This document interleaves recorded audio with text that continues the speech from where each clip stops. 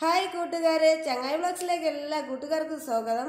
എൻ്റെ എല്ലാ കൂട്ടുകാർക്കും സുഖമായിട്ടിരിക്കുന്നു. ഇവിടെയും പ്രത്യേകിച്ച് വിശേഷങ്ങളൊന്നുമില്ല. അപ്പോൾ ഞാൻ ഇന്ന് വന്നിട്ടുള്ളത് ചെറുമീൻ വെച്ചിട്ട് നമുക്ക് എങ്ങനെയാണ് ഒരു നല്ല മുളക് പുളി ഉണ്ടാക്കുന്നതെന്ന് നോക്കാം. ഈ ഒരു പുളിങ്കറിക്ക് തേങ്ങയൊന്നും ആവശ്യമില്ല കേട്ടോ. അപ്പോൾ പുളി ഉണ്ടാക്കുന്നതിന് ആവശ്യമായിട്ട് ഞാൻ കുഞ്ഞ് കൊഴിയാളക്കുട്ടി മേടിച്ചിട്ടുണ്ട്. നല്ല ഫ്രഷ് കൊഴിയാളക്കുട്ടിയാണ്. ഇനി കറി വെക്കുന്നതിന് ആവശ്യമായിട്ട് ഒരു ചട്ടിയിലേക്ക് കുരുമുളക് ചതച്ചത് കൂടി ഞാൻ ഇട്ട് കൊടുക്കുന്നു. നിങ്ങളുടെ കയ്യിൽ കുരുമുളക് പൊടിയാണെന്നുണ്ടെങ്കിൽ ഒരു കുഴപ്പമില്ല കേട്ടോ. പൊടിയൊക്കെ ചിലപ്പോൾ പെട്ടെന്ന് കരിഞ്ഞു പിടിക്കും, അതുകൊണ്ട് ഇങ്ങനെ ചതച്ചെടുക്കുന്നതായിരിക്കും നല്ലത്. ഇനി ഞാൻ എരിവുള്ള മുളക് പൊടിയാണ് ചേർത്ത് കൊടുത്തത്. കുറച്ച് മാത്രം ഇട്ട് കൊടുത്താൽ മതി കേട്ടോ. പിന്നെ മഞ്ഞൾപ്പൊടി ഇട്ട് കൊടുക്കുന്നുണ്ട്. അതും കൂടി ഇട്ട് കൊടുത്തതിന് ശേഷം നമുക്ക് ഇതിലേക്ക് ആവശ്യത്തിന് മല്ലിപ്പൊടി ചേർത്ത് കൊടുക്കാം. വലിയ സ്പൂണിന് 2 സ്പൂൺ മല്ലിപ്പൊടി എടുത്തിട്ടുണ്ട് കേട്ടോ. ഇതിലേക്ക് ഞാൻ ഇനി ചേർത്ത് കൊടുക്കുന്നത് ഉലുവയാണ്. ഞാനിപ്പോൾ വറുത്ത ഉലുവയാണ് ചേർത്ത് കൊടുത്തിട്ടുള്ളത്. പച്ച ഉലുവ ഇട്ട് കൊടുത്തിട്ട് ഇതുപോലെ ഒന്ന് വറുത്തെടുത്താലും മതി കേട്ടോ. ഇനി ഇതിലേക്ക് കുഞ്ഞുള്ളിയും വെളുത്തുള്ളിയും ചേർത്ത് കൊടുത്ത് കറിവേപ്പിലയും കൂടി ഇട്ട് കൊടുത്തിട്ട് നല്ലതുപോലെ ഇതിനെ ഒന്ന് ചൂടാക്കി എടുക്കണം കേട്ടോ. ഈ ചൂടാക്കി എടുക്കുന്ന സമയത്തൊക്കെ തീ നല്ല കുറച്ച് വെച്ചിട്ട് വേണം നമ്മൾ ചൂടാക്കാനായിട്ട്. ഇല്ലെന്നുണ്ടെങ്കിൽ ഇത് പെട്ടെന്ന് തന്നെ പൊടിക്കൂട്ടുകളായതുകൊണ്ട് കരിഞ്ഞു പിടിക്കാൻ സാധ്യത കൂടുതലാണ്. അപ്പോൾ എൻ്റെ എല്ലാ കൂട്ടുകാരും വീഡിയോ സ്കിപ്പ് ചെയ്യാതെ കണ്ടതിന് ശേഷം വീഡിയോ ഇഷ്ടമായാൽ എന്നെ സപ്പോർട്ട് ചെയ്യാൻ മറക്കല്ലേ. അതുപോലെ തന്നെ എൻ്റെ ചാനൽ പുതുതായിട്ട് കാണുന്ന കൂട്ടുകാരുണ്ടെങ്കിൽ വീഡിയോ ഇഷ്ടമായാൽ എന്നെ സപ്പോർട്ട് ചെയ്യാൻ മറക്കല്ലേ. അപ്പോൾ പുളിക്കറിക്ക് ആവശ്യമായിട്ടുള്ള മീനൊക്കെ ഞാൻ ഇവിടെ ക്ലീൻ ചെയ്ത് എടുത്തിട്ടുണ്ട്. ഇനി ഒരു മിക്സിയുടെ ജാർ എടുത്തതിന് ശേഷം നമ്മൾ നേരത്തെ വറുത്തെടുത്തിട്ടുണ്ടായിരുന്ന ആ പൊടിക്കൂട്ടുകളൊക്കെ ഈ ഒരു മിക്സിയുടെ ജാറിലേക്ക് നമുക്ക് ഇട്ട് കൊടുക്കാം കേട്ടോ. ഇട്ട് കൊടുത്തിട്ട് നല്ലതുപോലെ ഇത് പേസ്റ്റ് പോലെ തന്നെ അരച്ചെടുക്കണമേ. അപ്പോൾ ഈ ഒരു പുളിങ്കറിക്ക് ആവശ്യമായിട്ടുള്ള വാളംപുളിയൊക്കെ ഞാൻ വെള്ളത്തിലിട്ട് വെച്ചിട്ടുണ്ടായിരുന്നു. അതുകൂടി ഒന്ന് പിഴിഞ്ഞ് നമുക്കിതിലേക്ക് ഒഴിച്ചു കൊടുക്കാം കേട്ടോ. അപ്പോൾ ഇതിൽ ഞാൻ വേറെ വെള്ളമൊന്നും ഒഴിക്കുന്നില്ല, പുളിവെള്ളം തന്നെയാണ് ഒഴിച്ചു കൊടുത്തിട്ടുള്ളത്. ഇനി നല്ലതുപോലെ ഇതിനെ ഒന്ന് പേസ്റ്റ് കണക്ക് അരച്ചെടുക്കണം കേട്ടോ. അതിനുശേഷം നമുക്ക് ഒരു തക്കാളി 4ആയിട്ട് മുറിച്ചിട്ട് ഈ ഒരു ജാറിലേക്ക് ഇട്ട് കൊടുത്ത് ഒന്നുകൂടി നല്ലതുപോലെ അരച്ചെടുത്തിട്ടും വരാവേ.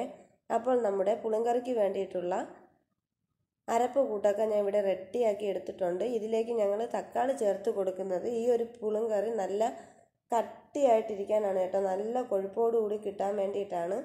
അപ്പോൾ എൻ്റെ കൂട്ടുകാർ ഇതുവരെ ഇതുപോലൊരു പുളിങ്കറി നിങ്ങൾ ഉണ്ടാക്കി നോക്കിയിട്ടില്ല എന്നുണ്ടെങ്കിൽ ഈ ഒരു വീഡിയോ കണ്ടതിന് ശേഷം ഇതുപോലെ ഒന്ന് ഉണ്ടാക്കി നോക്കണം കേട്ടോ.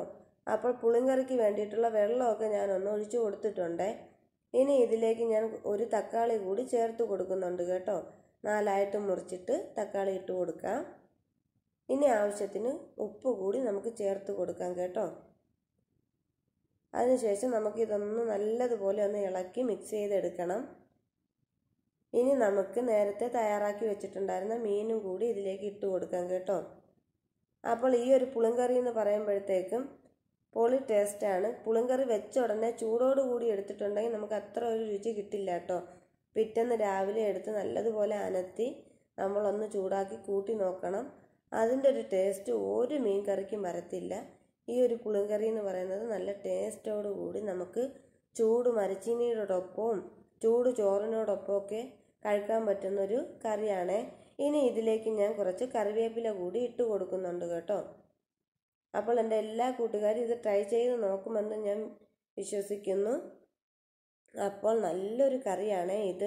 നമുക്കിതിനെ ഒന്ന് മൂടി കൊടുത്തതിന് ശേഷം ഒന്ന് തിളപ്പിച്ച് എടുക്കാം. അപ്പോൾ നമ്മുടെ പുളിങ്കറിയൊക്കെ ഇവിടെ ഒന്ന് തിളച്ച് വന്നിട്ടുണ്ട് കേട്ടോ.